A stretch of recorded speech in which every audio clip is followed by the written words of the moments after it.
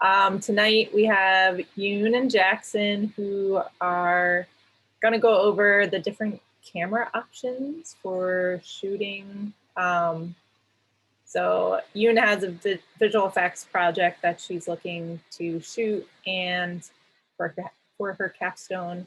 And she has lots of camera options and she's trying to figure out the best one to use for her particular situation. And I thought the conversation would be good for a lot of people. So, and Jackson has a lot of technical knowledge about how the inner workings of the cameras are. So he's gonna kind of bounce off the more technical side. So, you.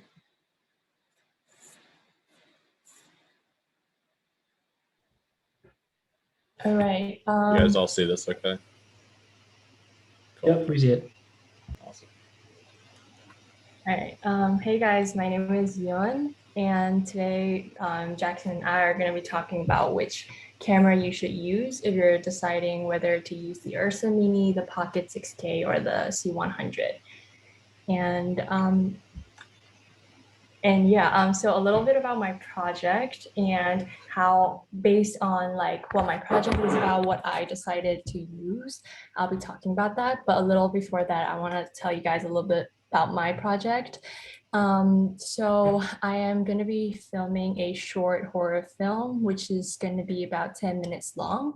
And my film deals with grief, and it shows how the dynamic between the family is like, and how the three characters in my film has this shared experience through the creature. And so for my film, I'll be filming in a 2-story house with 2 bedrooms, a bathroom, and connected through a hallway. And I'll be mostly shooting like before midnight and like in the middle of the night.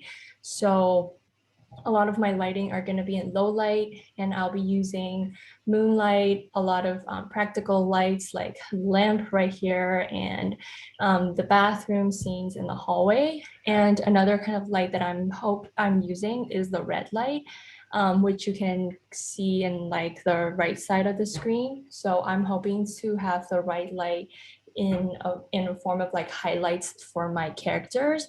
They'll appear every time the creature is in the scene. But yeah, and for the red light, I'm hoping to mix it a little bit with blacks and create shadows that way. And since I'm shooting it in a house, I can really control my lighting as well. And as for my crew, it'll be myself. I'll have a DP, an AC, gaffer, grip, and I'll also have somebody helping me with location sound. So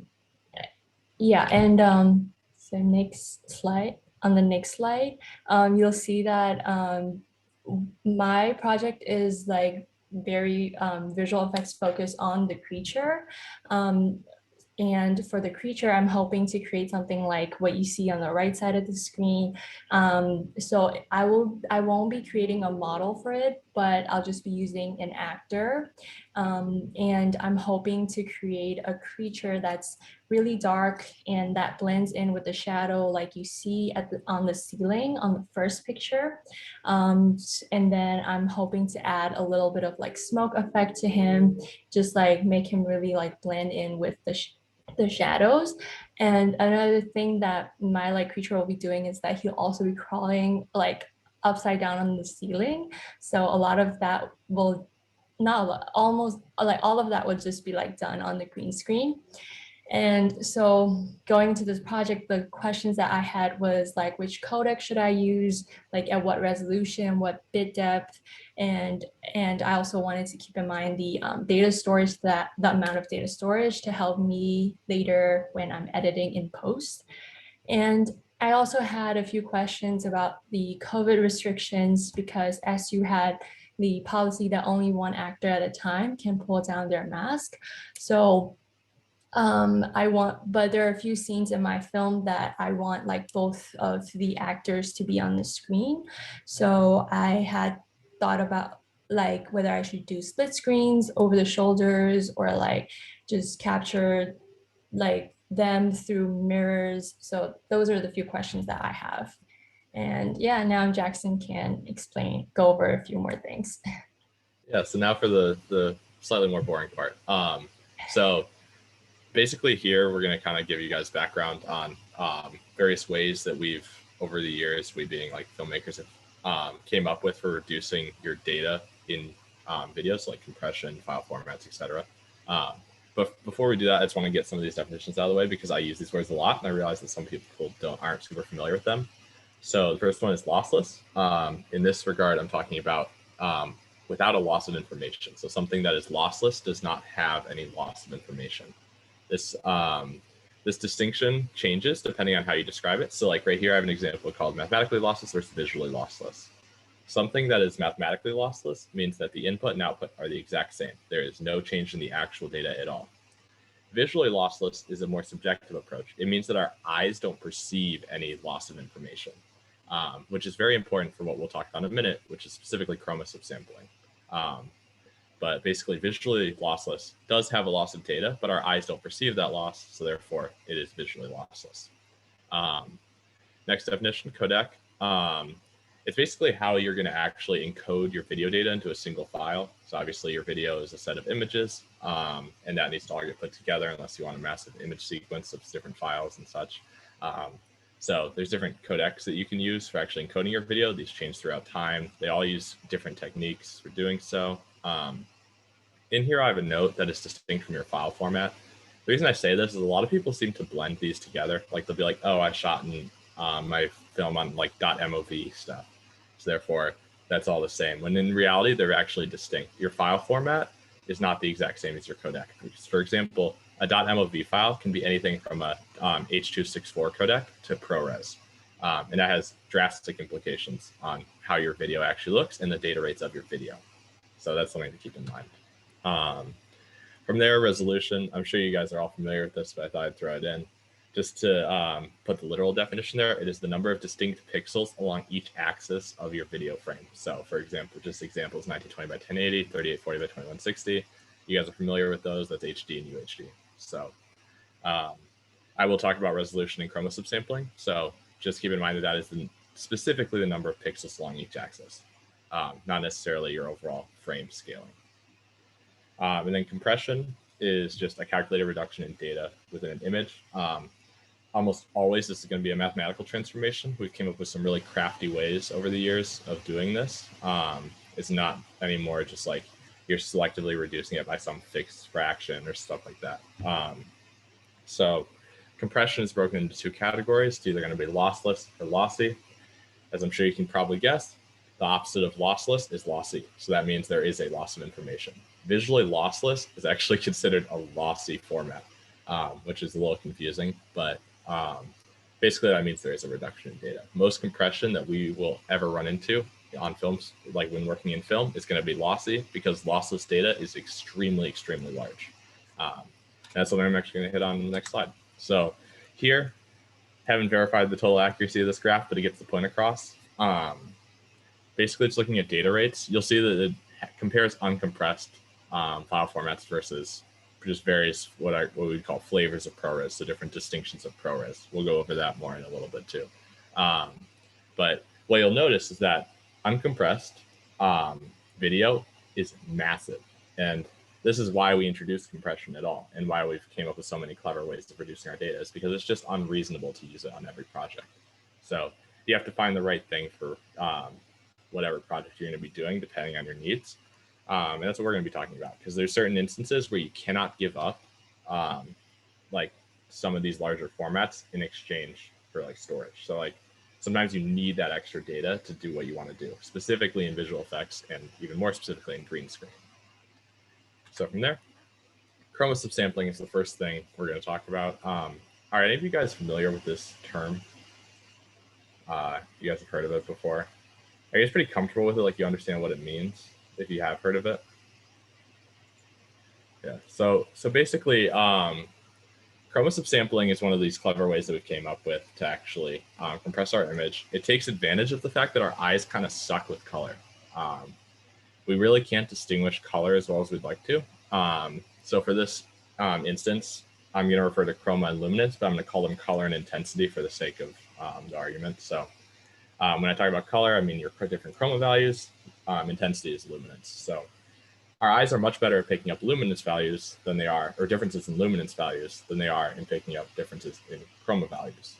So in that regard, we can take advantage of that and actually reduce the amount of color resolution in our image to reduce the overall data in said image. So I even say right here, decreasing resolution of color, leaving intensity values the same. This is expressed as a ratio. You guys may have heard of this before, the 444, 422, 420. You can see on the right, it's a little bit confusing when you first see this little grid, but all it's saying is that you're cutting down your color resolution by some given ratio. So for example, in the top, you'll notice that you have all 8 boxes are filled. In 422 in the middle, you've lost 2 boxes on each row, which means that you're reducing your color resolution by 50%, or reducing your color resolution to 50%. And then once you get to 420, you've actually reduced your color resolution to only retain 25% of its original data. You're cutting out 4 of those boxes. So it's the same idea as if you take an image and you decrease the resolution, like you actually take a HD image and you crank it on down to 360p. You're just doing that with color exclusively, taking advantage of the fact that we can't really distinguish that difference by itself. Is that clear to everyone? You guys kind of get what I mean when I say that? Okay. I'm actually going to pull up I'm going to pull up a quick example that I made that's, I think is kind of fun. It's basically an overdramatization of chromosome sampling. It's basically an overdramatization of chromosome sampling. I found some random image on Google, and it'll kind of show you exactly what happens when you try to use a lesser chromosome or a higher chromosome sampled image when green screening. So this will take about a minute to go through because it's rather inefficient, but it'll get the point across. But in the meantime, does anyone have any questions about chromosome sampling or any of the compression things in general I mentioned before? No? Okay. The reason we're comparing these specifically is that the C100 maxes out at shooting in 420 for chromosome sampling, whereas the URSA has a minimum, and the URSA and the Pocket have a minimum of 422 for shooting in chroma resolution, which means that it's just in general better for various visual effects and green screening applications. So that's the main reason we bring it up. Hopefully this finishes soon. I think it takes 57 seconds. So here, just starting with this, some random data, I don't know who it is, but what do you guys notice immediately is the difference here in your chromosome sampled image versus your original image? Anyone see the major difference in it, or any major differences that stick out initially? I don't know how well you guys can see it, but anything that strikes you guys? No one's feeling talkative. Okay. So main differences that you'll notice immediately are for example, these highlights kind of disappeared. So you're seeing it's almost like it's getting softer. The image is kind of blending together. Yeah, exactly. So with this, you're going to see, since you're decreasing your color resolution, it's almost like you're introducing a mosaic of your color. If you guys are familiar with mosaics, for example, if you're censoring someone's face in the clip, you might see a mosaic. That's essentially what you're doing to your color. So as you get to these edges, it starts to blur together and you're actually going to see less distinction. This has a huge implication when it comes to actually green screening. I'm sure as you guys can see, when you're chromosome sampling an image, look at what it's doing to this edge. See how when you have a harsh contrast on the edge like this, it's starting to blur these two things together. This makes it really difficult to key your image, and it introduces a lot of variability with that. So this is better seen. I also made a graph of the error, specifically in our green channels, the one that we need to be looking at. Where you guys see white, to simplify, is basically where you're introducing an error between the original image and your chromosome sampled image. Look at how huge the error is around the area that you're going to be keying this person. So imagine this person has it's like a girl who has hair that's going all over or something, or it's an edge that's a little bit less crisply defined, for example, compared to his shoulder. You're introducing a ton of error, and that's going to make it very difficult to key your image cleanly.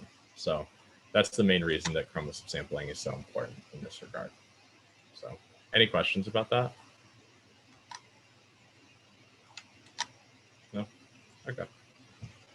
Let's see. Now, all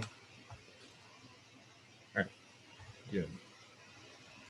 All right, so bit depth. Bit depth is the range of possible colors that your camera can capture. And like our video images are made up of pixels, and these pixels specific colors are determined by mixing the different amounts of reds, greens, and blues. So as you can see in the picture on the right, for the 8-bit, there are 256 variations of reds, greens, and blues. And the number of possible colors for 8-bit is the multiplication of these numbers. So there are 16 million possible colors, which seems like a lot of number, but if you look at 10-bit, there are 1,024 variations of red, greens, and blues, and it gives us 1 billion possible colors. And in 12-bit, 68 billion possible colors.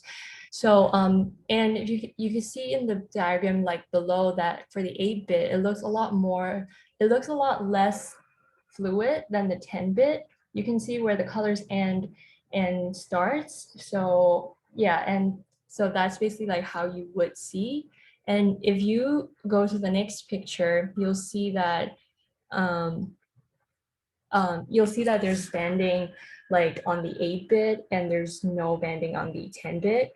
So with the 8-bit, you can see that there's not enough possible colors to create a fluid image like the 10-bit. But it's also important to like, I guess, keep in mind that with 10-bit, there's more data storage involved. So for your video files for your 10-bit, it takes up 20% more video space than your 8-bit would, when it gives 4 times more color per channel. But yeah. And Cool. So this kind of brings us back to that main thing we were talking about, which is the difference between these cameras. Specifically, these are some of the main tools that as a user you have more choice over in regards to how your video is actually going to be shot. In general, compression techniques are kind of just like binded into the camera, right? Like you're either going to be shooting, if it's a nicer camera, you're going to be shooting either in like ProRes, or you're going to be shooting in RAW or some variation of that. You can't really you're not going to be choosing your compression specifically. So these are pieces that you can kind of choose that can have a very big impact on your final image that you're trying to create. So the major distinctions that we're going to talk about here are between the Pocket and the Ursa, because the C100 is kind of just completely out of their league in the same regard. You're maxing at 8-bit 420 internally. I think with an Atomos, you can technically get it to 422, but it's still 8-bit. And just overall, it's just not a great choice for anything you're going to be doing in visual effects. If you're trying to minimize your file sizes, it's a fantastic choice because the Ursa and Pocket are going to suck up your data real quickly. But overall, if you're ever doing anything with visual effects, you should try to avoid these cameras, or try to avoid the C100 and stick to your 2 cameras, the Ursa and the Pocket. So a big distinction between the Pocket and the Ursa is that the Ursa allows you to use all possible flavors of ProRes outside of ProRes RAW. So you're allowed to use ProRes XQ, 444, HQ, 422, proxy, and white. In the Pocket, you can actually only go to up to ProRes HQ and 422. The reason that this is important is because XQ and 444, as it says right here, is they actually go up to 12-bit 444. So you're not losing any color resolution, and you're maintaining your full bit depth for the camera. The Pocket, you have to shoot RAW if you want that same bit depth and chromosome sampling. And because of that, obviously your file sizes are going to become massive because you're taking your raw sensor data. So if you really want that higher, that higher flavor of ProRes, like XQ or 444, the Ursa is probably going to be your best pick. Kind of a fun little side note that I mentioned here is the Ursa. Do you guys know that Blackmagic sells an Ursa 12K? You guys might be familiar with this. They actually have a camera with a 12K sensor. This was designed specifically for visual effects houses and high-end studios to use when doing various things relating to visual effects where your image resolution matters. This combined with the fact that they let you shoot in like 12:444 really gives you a lot of options when you're dealing with high-end visual effects work, which is why that camera exists. But that's a fun little side note. So kind of the main theme of this is maximize your color data, minimize compression whenever you're doing visual effects or green screening. you will be so happy with yourself when you finally get into your post workflow and you find out that you can key successfully. You're not having any issues with any like color banding. Your color resolution is great, so you can do everything with that. Like, yeah. So another thing I wanted to mention is that don't get tricked by a lot of places that are discussing like, oh, this camera shoots 8K, but it's only 8-bit 420. I think that's a huge misnomer. At the end of the day, things like your actual, the method of compression, your bit depth, chromosome sampling, etc., matter a lot more than your image resolution overall, until you start to get into ridiculous resolutions where you can actually counteract these. But in general, I would rather shoot in 2K in 12-bit 444 than shoot in like 8K in 8-bit 420 any day of the week, just because of how that data is actually managed. So any questions about that? Okay. So you can go for it. So yeah, so based on this, I decided to choose the Ursa Mini Pro because I wanted to shoot in ProRes 422, but which is also available on Pocket. But I will also have some green screen work, so I want to have the possibility of being able to shoot in 444 without having to shoot in RAW like you would have to in Pocket. And another like huge factor that I like chose this camera was also because of the crew size that I had. I had other people like helping me out, and then my AC also has experience with this camera. So if I was working alone, I probably would have chosen the Pocket as well. And another reason is that it has a higher dynamic range than the Ursa has a higher dynamic range than the Pocket. And a lot of my scenes are in low light, so I thought it would help me. So yeah, that is why I chose the Ursa Mini. And as for the COVID restrictions, I have kept my scenes of having both actors in the same scene to a minimum. I'm just using it when my script calls for it and I have like no other choice. But other than that, I am just planning to be more creative with creating a distance between them. And I guess like with my script, it could create like more of a dynamic between the characters as well. So yeah, these are the decisions I made with my film. But yeah, thank you. Any questions? Yeah, somewhat of a shorter presentation, but Yeah. don't be afraid to ask any questions about this stuff. I love talking about these things, so. But yeah. I have a question. What's up? You know what the iPhones are shooting at, or like the newest ones might be different, but generally like what some of the higher end iPhones the codec is or compression or anything? I'm not sure off the top of my head. I don't really follow phone stuff too much. Yeah. I don't know. I think that they do that a lot where they start talking about resolution, but the codec probably is like whatever. But I don't know. It's just starting to become more viable. I feel like to do certain things with iPhones. So I'm just curious, like, what's going on with that. Yeah, so I actually have a fun example I can pull up really fast. Let's see.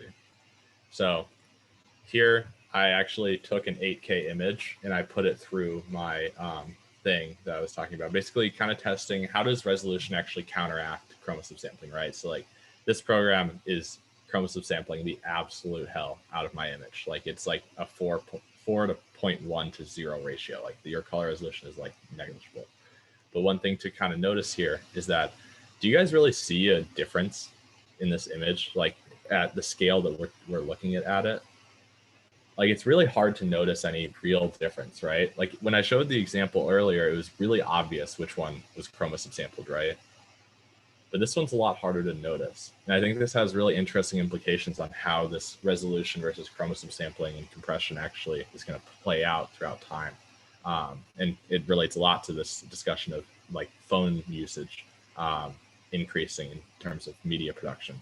Because I think, was it Samsung that announced a camera that's like 108 megapixels or something on their phone? Some crazy stuff. But so these implications are changing a lot, because if you think about it, let's say you're outputting your image is going to be, your output image is going to be 4K, right? let's say you somehow get a hold of the Ursa 12K, but it only shoots at 4208 bit, right?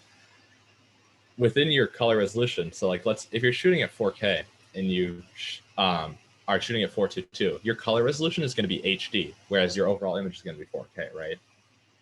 So let's say your output, so like this can be kind of extended to where once your resolution reaches a certain point compared to your output image, you're actually going to have a rough equivalency of your chromosome sampling to the point where it's not as applicable, right? So it's like the equivalent of if you shot at that lower resolution to begin with in 444.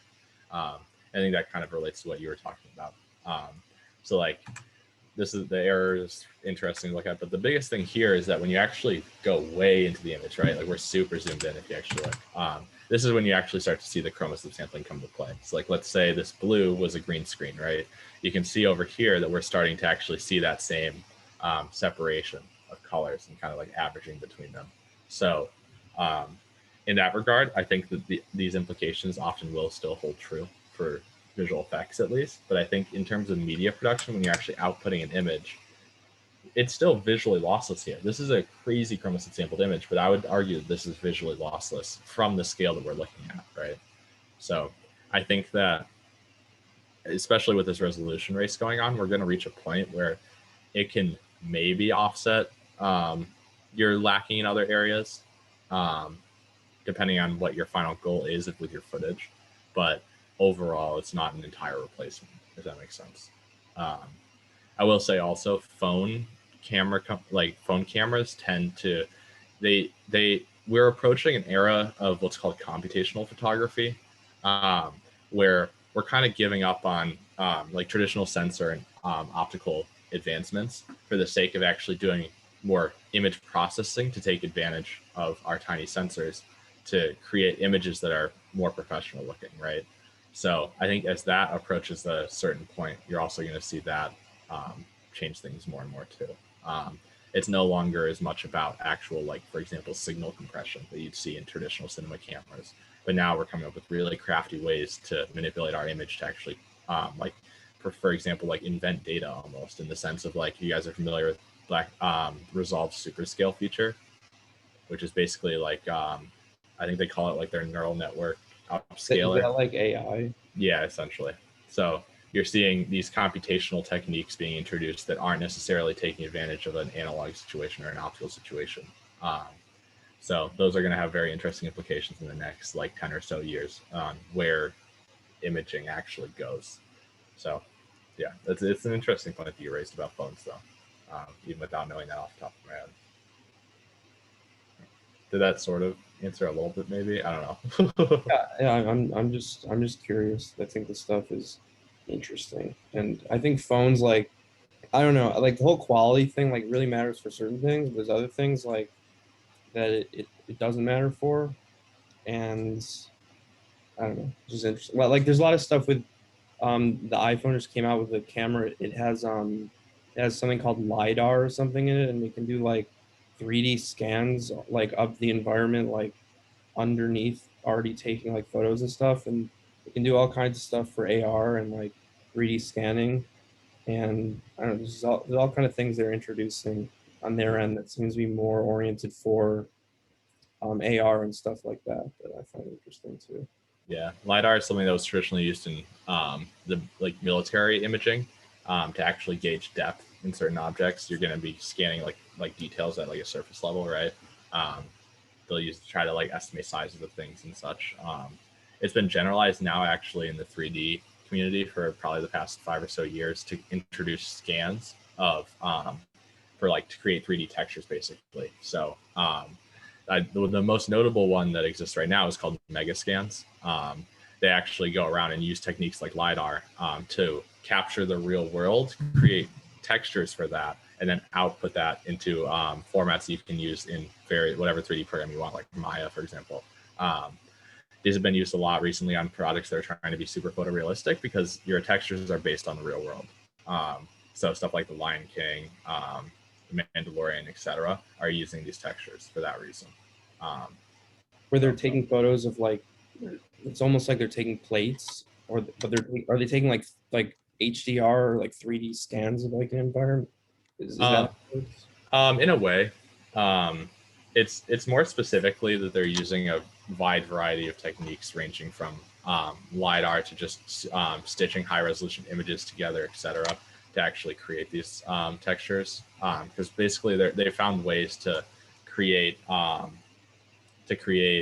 like these textures such that every aspect of the textures that you normally need. So for example, your normal maps, your standard diffuse maps, your like your reflectance maps and stuff, all of those can actually be captured photographically now. So it introduces very, very real looking textures that you can use when rendering. Once you combine that with an engine that's like our render engines are coming so far nowadays, in terms of how they actually simulate light, that it just looks super photorealistic. So yeah, this is them if you guys are interested. I think they're really cool. I have a subscription to them, but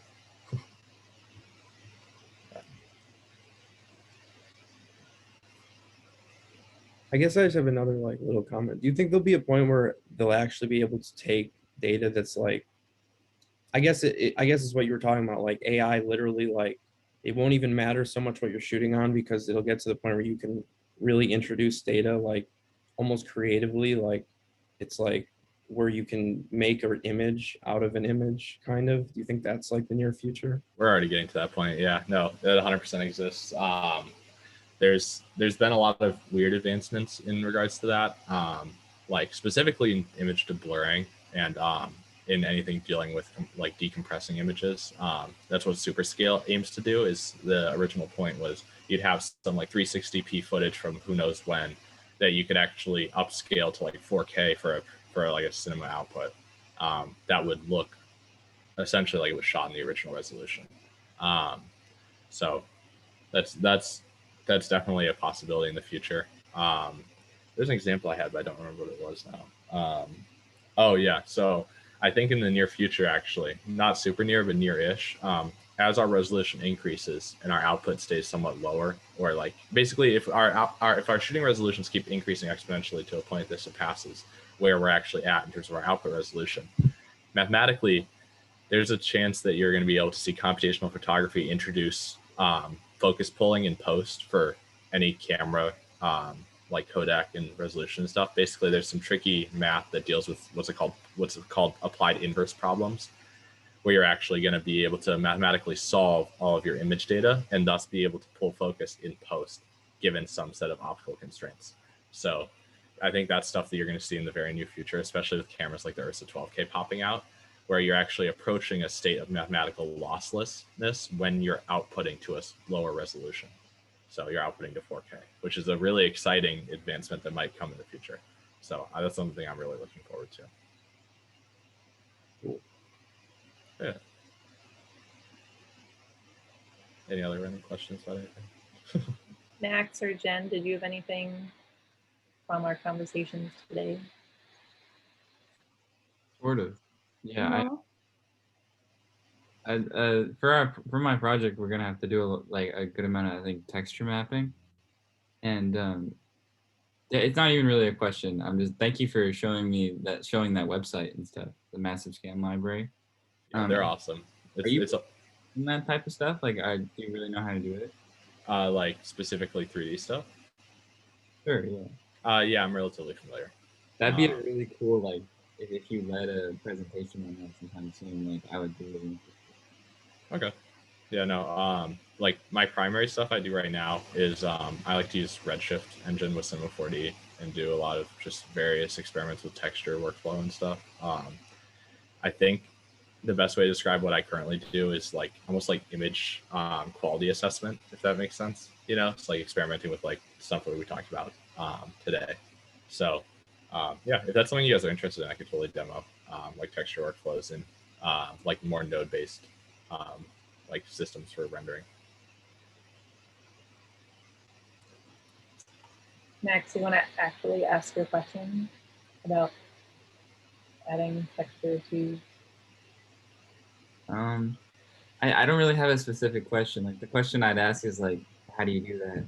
So like maybe when I get closer to the project and I'm working on it and I could ask the questions, I would definitely do it. He's not gonna like make a 3D model of the room.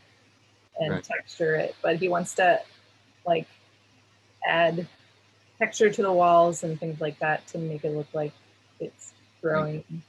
Oh, okay. What are you planning on doing that in? I don't know. Currently, I really only know small bits of After Effects and things. Okay. Yeah, so that's probably, I would assume that's going to incorporate a 3D program of some capacity. You can maybe use Deep Dream to do some weird stuff with textures on your walls. Deep Dream. It's like the AI thing with the. You just look up Deep Dream Generator and see stuff.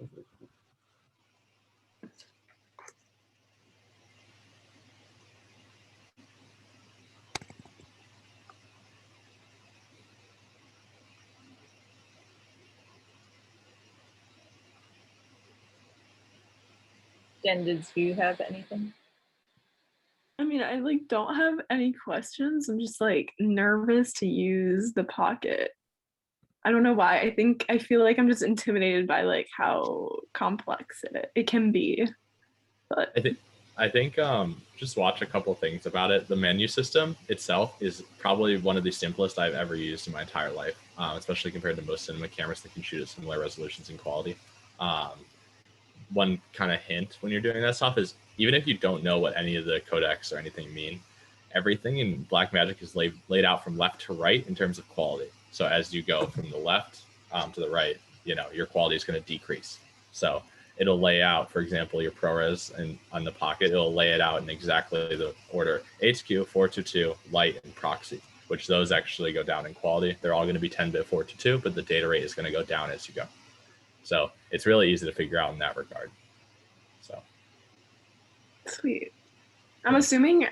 Sorry, I missed like the first few minutes of this, but you can shoot in like log and like linear, right? On this, yeah. Okay. So in the Pockets menu, it's actually going to call it either film or video, but film is equivalent to their Blackmagic log, and video is their equivalent to like Rec 709 of sorts. Okay. So cool. yeah, I think they also extended video as well is one of the options, but which is basically like the semi-flat image profile you would find on a DSLR. So sweet. Thank you. Yeah.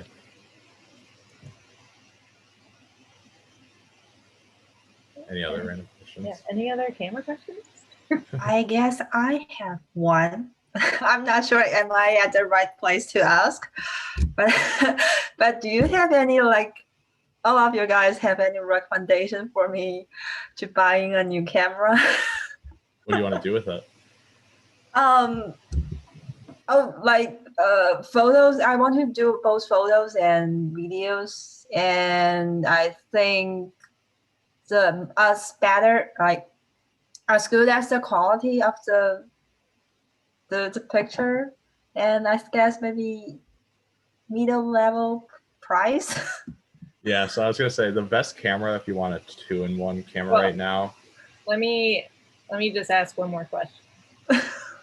What is the final place that you want it to be displayed? Is this like film festival quality or YouTube? Good question. I guess maybe YouTube. I guess I won't make it for the films. I think if I want to shoot a film, then I will borrow the more professional equipment. So it's just for like daily lives, making vlogs or shooting some interesting shorts I want personally. Yeah. Do you have any recommendations? So depending on your price tiers you can go through, the best 2-in-1 camera that exists right now that's either crop sensor or full frame is going to be your Panasonic S1 series, so the S1R, S1, and S1H. Wait. You speak a little bit slower. So just look up type that. It's just the Panasonic. You're good. It's Panasonic S1 series. They're going to be Panasonic's full frame mirrorless cameras. I think that it's like the S1. Let me look really fast. I don't know the exact things, but for example, let's say you wanted to do the S1H. these are starting to get a little bit more pricey. In all honesty, the absolute best camera you would get your bang for your buck for is one of the Hasselblad medium format cameras. They cost $50,000, so it's not a budget camera.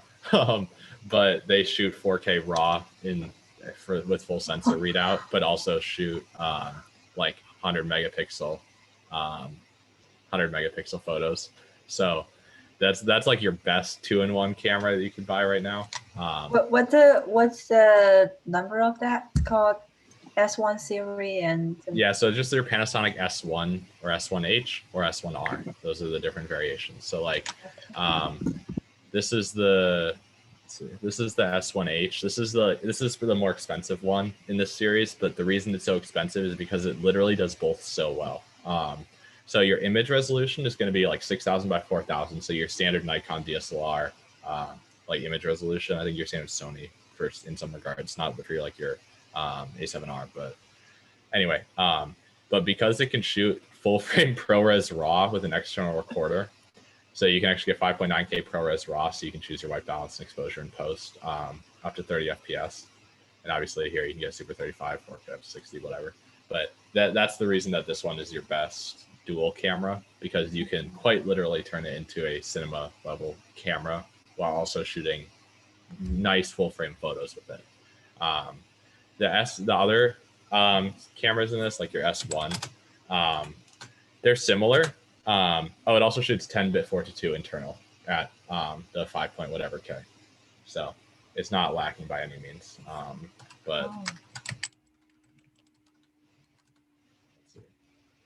So your actual S1 is going to be a little bit cheaper, closer to this. right. This one, let's look.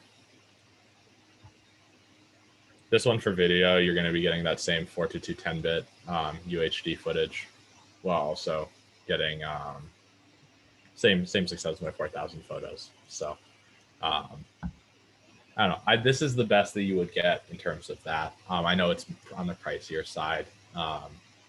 The general answer for other people, for like other cameras, is going to be your Sony mirrorless cameras. But yeah, it's really hard to find a good 2-in-1 camera that's also affordable, because generally camera companies like to keep their cinema lines competitive. So Right. they won't throw all those features together on one camera, because then they're gonna, why would they need to sell other cameras? You know what I mean? So Yeah. And I also heard about like different company, like whatever, like whether Panasonic or Sony, they have different like more focus point. Maybe one are more focused on color, and another one more focused on how to shoot the selfie looks better. yeah, something so every camera company is going to have their own color science. They're going to have their own actual design of the sensor. They're going to have their own codecs that they use. Like Sony uses some weird video codecs, and they always have. It really depends on what your preference is. That's why you should do a lot of research just on your own before you end up buying one of these. Just watch review videos, read articles about what matters to you in that regard. To just kind of make an opinion. Like, everyone chooses different stuff. I used to try to do 2-in-1 stuff, and the one I actually settled on is a really weird thing that no one would ever do, which is 5D Mark III with Magic Lantern, so I could shoot 4K RAW with it. If you guys are familiar with Magic Lantern. So it was a really weird answer to what I was looking for, but it's just basically, after you do your own research, you'll find what you prefer the most. Yeah. Got it. What do you think about the Sony A7 series, A7R3, R4? So those cameras aren't bad. I'm not super sure on the. If anyone knows more about the very, very current Sony cameras, they can step in. But from my understanding, these cameras are still limited to an internal 8-bit 422 for them, except for the A7S series. Are limited to 8-bit 420 internally, which is going to really hinder your video quality. So they might have changed that with the most newest ones, but.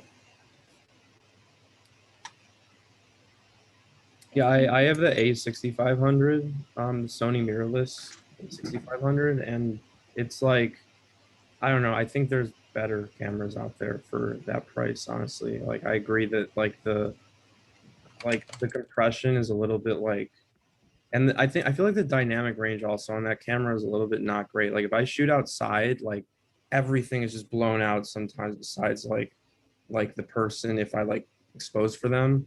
And it's just, I don't know. It works for me, but I probably wish I'd looked into a little bit more options before that. So. Got it. Thank you. Thank you, guys.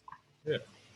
Fun little just side tangent from that house that I mentioned. This is the wonderful God camera that exists for $50,000. You too can shoot medium format photos like a true professional and also shoot in 4K raw video. So yeah, if you ever wanted to do 400 megapixel stitched imaging, it's your camera for you. So I think it's like a very interesting camera, but unfortunately I'll probably never touch one for the rest of my life. So.